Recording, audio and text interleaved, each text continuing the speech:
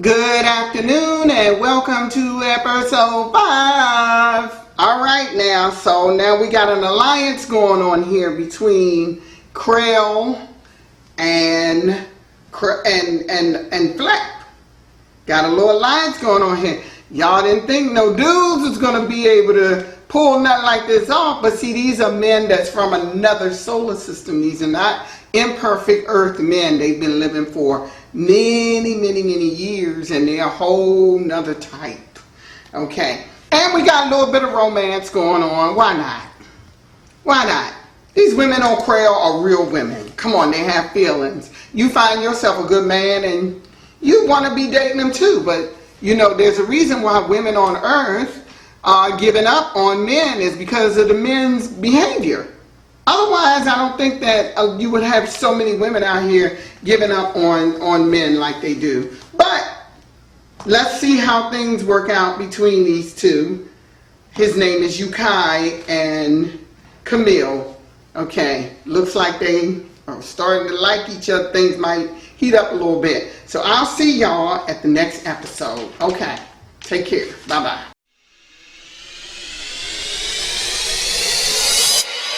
Introduction to the planet Krail, where women work, where women rest, where girls learn, where there are no men from Earth who will survive, where battles are fought, the planet Krail.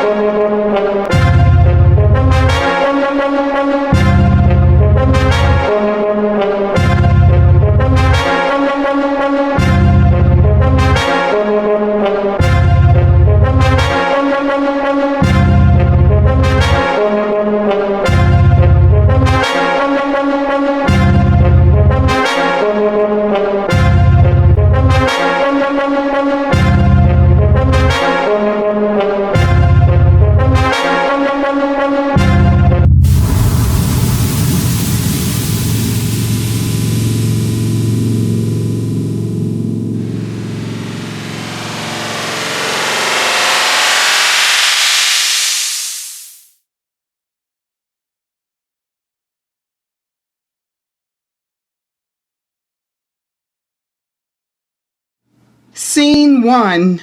And there continues to be mayhem and destruction at the nation's capital in Washington, D.C. as protesters have breached the barriers and are in combat with the Capitol Police. Sources say Dr. Fatima met Ruby sitting in her living room looking at TV. Ruby was shaking her head. Still looking at the chaos news from Earth, huh? How depressing, Dr. Fatima said. Now, who in their right mind would attack the Capitol? Times have really gotten worse. I never thought it could get this bad.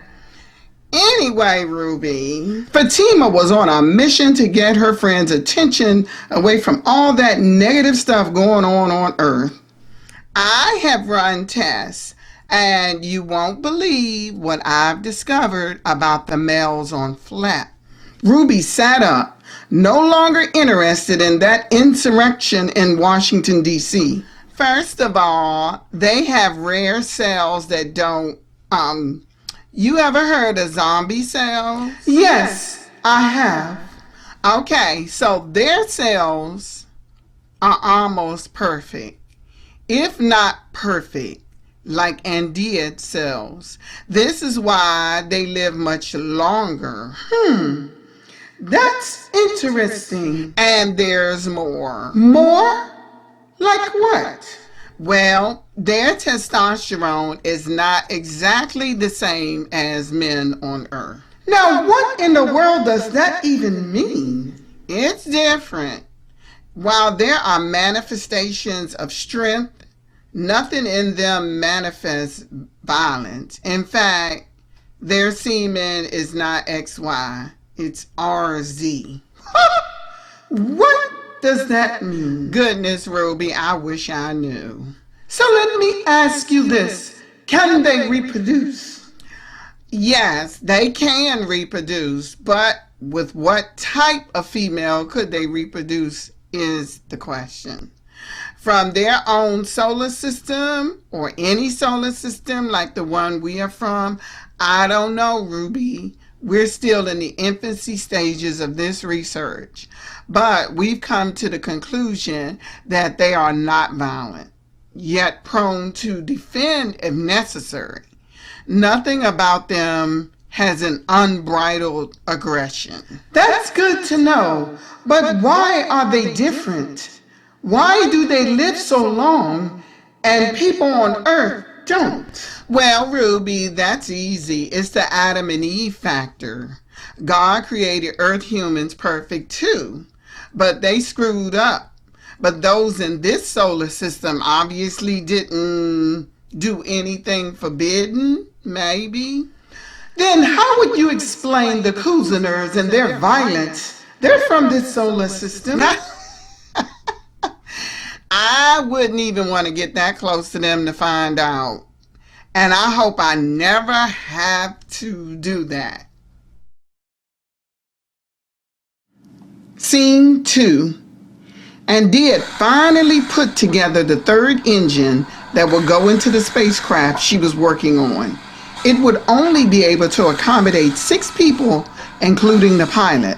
And because she never trusted creatures out there in space, she equipped it with defense weapons that were on the underside of the craft. She suddenly heard it again. Andeat, help me. She stopped, listened again.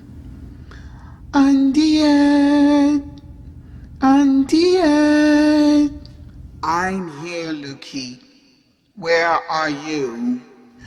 I don't know. Everything around me is red and yellow. What else do you see? Some darkness. I will find you, Lukeet. Please, hurry before it gets darker. And then she was gone, almost as instantly as she appeared. Andeat headed outside and peered up at the sky, standing in her huge yard. Which way was yellow or red?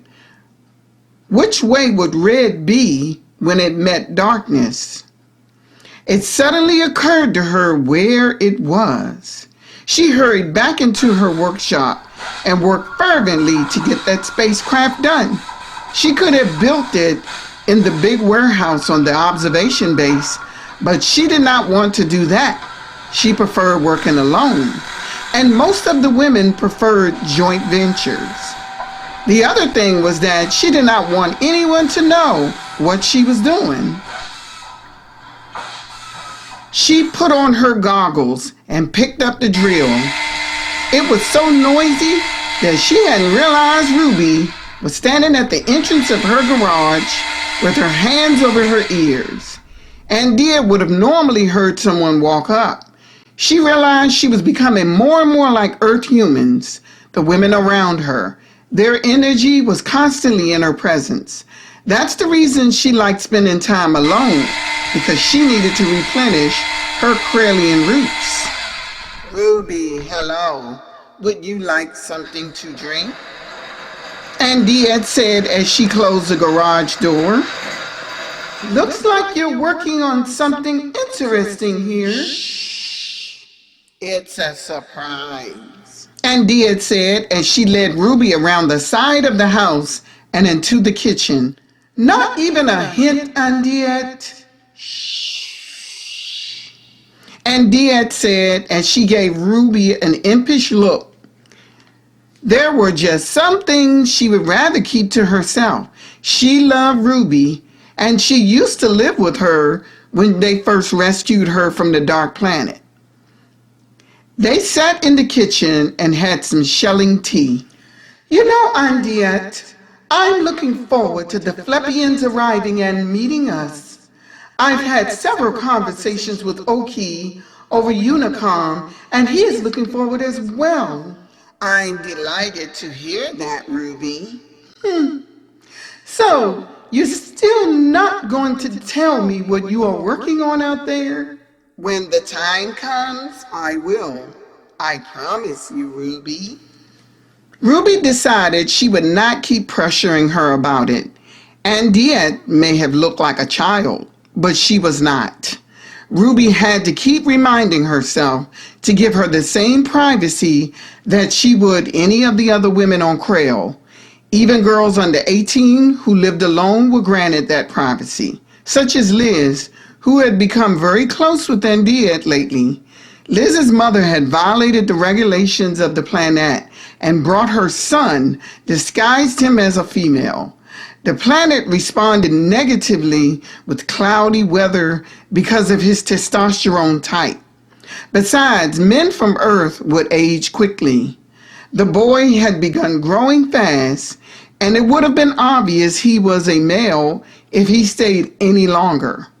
But he left, using a pair of phase-in, phase-out shoes. And that's when it was discovered his mother, Jillian, had lied, hence violating. And they had since deported her back to Earth. Scene 3. The day finally arrived. Ruby, Jackie, and Camille waited in the airfield as the Flepian spacecraft was above their heads and finally landing. Oki was the first to step off. Behind him was Eke, and the last to disembark was Yukai. Camille could not contain herself. Seeing him again in person ignited her soul. She did not know what it was about him that caused her heart to do such gymnastics. Oki stepped to Ruby, shook her hand, and said, "Hi, I'm Oki del Flepa. He spoke, giving her his whole name. And this is Eke Moi Flepa and Yukai Sei Flepa. And I'm Ruby Sievers. It is a delight to meet you. We are so delighted to meet you too, Ruby Sievers. And we are equally. Shall we head to the observation base and I'll show you around? Yukai then approached Camille. It's wonderful seeing you again, Camille. Same here. How are you, Yukai? Doing well. I brought your goods. We'll sup together later. Camille decided she would accompany them to the observation base. She wondered where in the world Andeat was and why wasn't she there to greet the guys when they landed on Krail. She should have been the first one to show up at the welcome center. Yukai held her hand as Ruby took them all on a tour. When she was able to isolate Jackie, while Ruby explained to the guys their policies and how she landed on Krail, she asked Jackie, "Where in the world is Andeat?"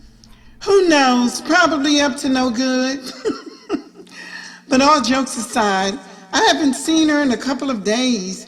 Ruby was up there yesterday, and she said Andeat was working on something in her garage, but she wouldn't tell Ruby what she was working on. The more Jackie talked, the more Camille learned. She wondered what the heck that little person was up to. No wonder she preferred living up north, which wasn't even a third of the population on Krail. There was so much country terrain up there, and most of the houses were further apart than the east and the west. The southern region of the Planette consisted mostly of water. A couple of boathouses were stationed there for the defenders who were on the lookout from that region. And now, Andeat was not even present to welcome her boo to Krail for the first time since her people were kidnapped. Camille just loved her nerve.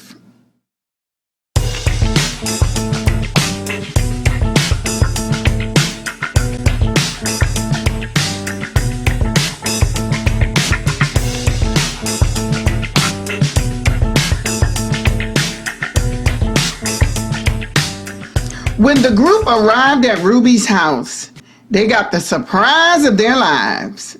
Andeat was there, and she had cooked a huge meal. Now Camille realized what Jackie was saying when she stated she was up to no good. Everyone except her and Ruby were surprised. Hey, Andeat, thought you forgot about me.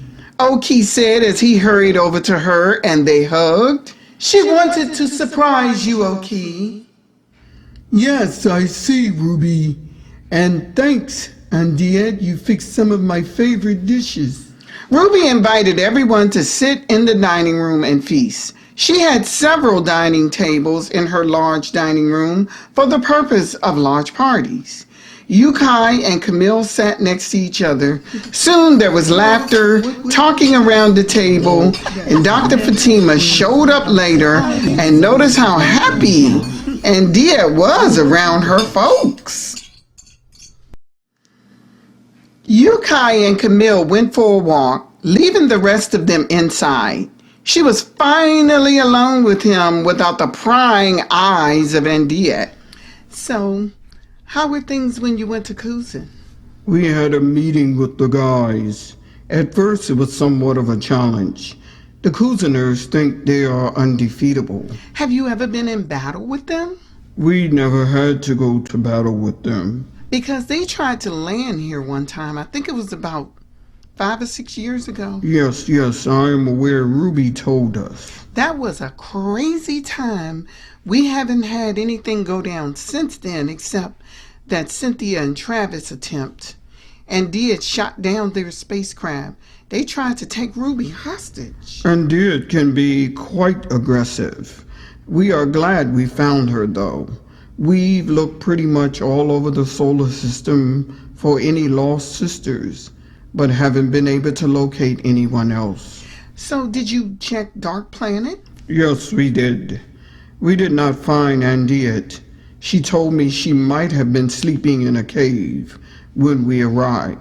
She said she used to hide in caves back then, but it's hard to see on Dark Planet. Yes, and that place is very dangerous.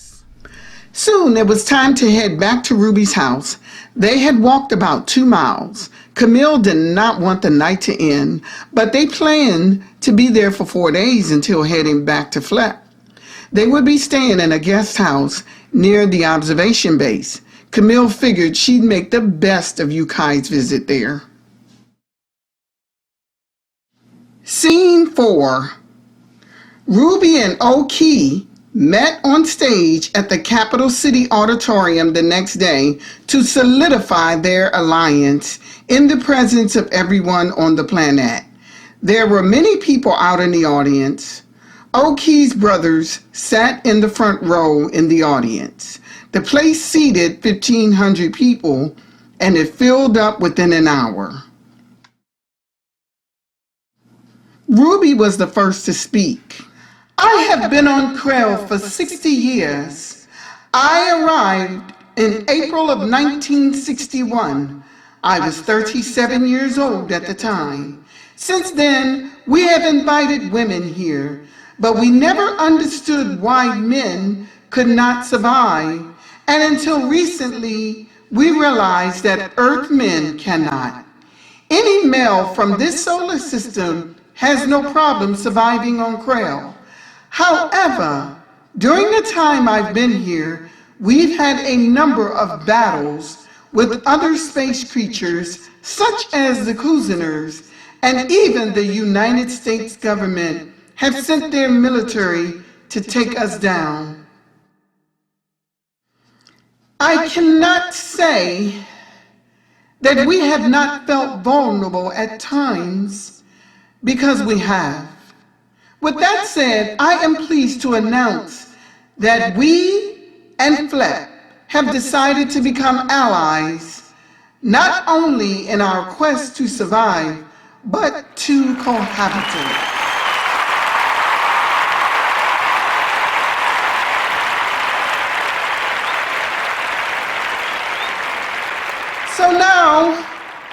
So now, I will hand the spotlight over to Oki do Flepa and let him introduce himself.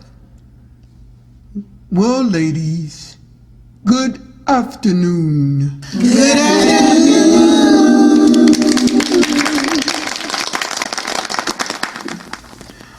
I am pleased to be here on Krail to see all the accomplishments we've seen here.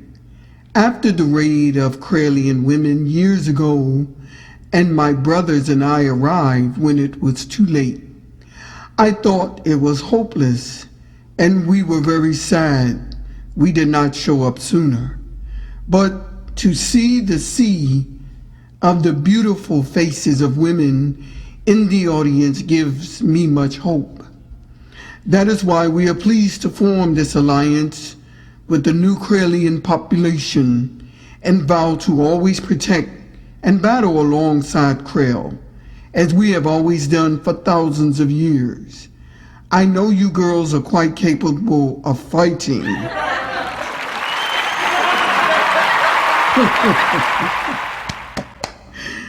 But that does not mean we cannot be by your side. Besides, we love the way you ladies cook.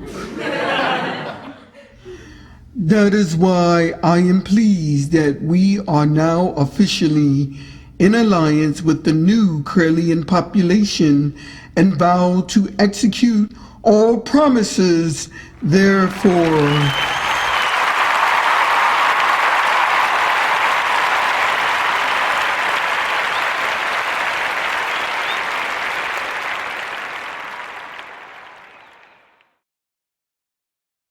Scene 5. Dr. Fatima was about to go to bed when she heard her doorbell ring. She was surprised Camille was on the other side. Camille, please come in. Join me in the living room. So, what's going on? Are you feeling okay? The doctor asked once they settled in the living room. Dr. Fatima spent more time doing research than curing people. Everyone was so healthy on Krail, and even some had reverse aging or stopped aging altogether. Okay, I would like what I'm about to ask you to remain confidential, especially when it concerns Andeat. My promise to you, Camille. The doctor raised her right hand. I know you know a lot about science and you've done some research regarding Earth versus this solar system. We've made some breakthrough discoveries, but it is always a progress, a process, and an ongoing thing. We haven't come that far yet. I understand. Camille said she hoped the doctor would be able to answer this next question. So, what do you want to know, Camille? Oh my goodness. This is so embarrassing. Do you know whether or not Flepians can reproduce with Earth women? Fatima shifted in her seat before answering. They have the ability to reproduce the same way Earth men have that ability. But what about with us?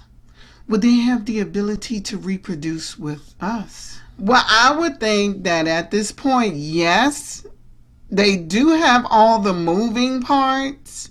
Are you thinking about having a child? I know this sounds ridiculous. Maybe I should have just... Camille, you are a woman. You have feelings. Those Flepian men are very handsome. Don't feel embarrassed now. I knew you would understand. Now, the difference between reproducing with a Flepian versus an Earth male is that the child would not inherit any illnesses from the father because they don't become ill. I don't know how long they live, but they live very long. What about inheriting illnesses from me since I'm from Earth and I'm not perfect? I'm not clear on that yet. Possibly. We are still in the early stages of this research, Camille. But Camille was delighted to know that she could have a child with Yukai. So let's just say this were to happen. Where would the child live? If it's male, probably Flep. Remember, he would have some of your genetics. and he could very well pick up inherited traits from your father. So it would be probably safer to be on Flep. I see. But I could always spend time on Flep then. Oh, of course you can. Women of all types are okay being on Flep. Dr. Fatima did not pry too deeply into what Camille was thinking, and she liked that about the doctor. And she took HIPAA seriously, just like she did when she was a physician on Earth. Anything else you need? No. And thank you, doctor, for not judging me. Oh, I would never do that, Camille. They hugged and Camille left the house.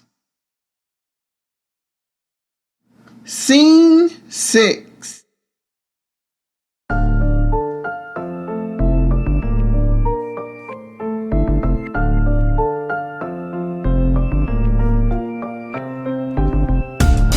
How come I feel lost and out of place? There's an empty space that's hard to feel. I exist but still everything's too far. Little things are so hard for me to obtain, so I hide my shame. But as long Camille was feeling out of sorts once Yukai left. They had made the best of their time together, and he expressed his desire to continue their relationship. She asked him if he wanted children, and he told her he would like to have the experience of having a child. Some of the original Krailian women had reproduced with the Flepian men. The girls that lived on Krail with their mothers, and the boys lived on Flep with their fathers. They left on a Friday, and Camille found herself in bed the entire weekend. Even when her sister Gara invited her on a boat ride, she declined. All she could think of was Yukai. but as long as I'm here, The doorbell rang, and when she opened, Andeat was on the other side. Goodness. Andeat, what now? Camille was in no mood for this mess, especially now at a time like this when she was feeling so forlorn. I have warned you before, Camille. You need to heed what I have said to you. Camille was now aggravated with Andeat, and she was ready to fight. But she knew somehow that wouldn't be a good idea. Andeat turned and left the premises.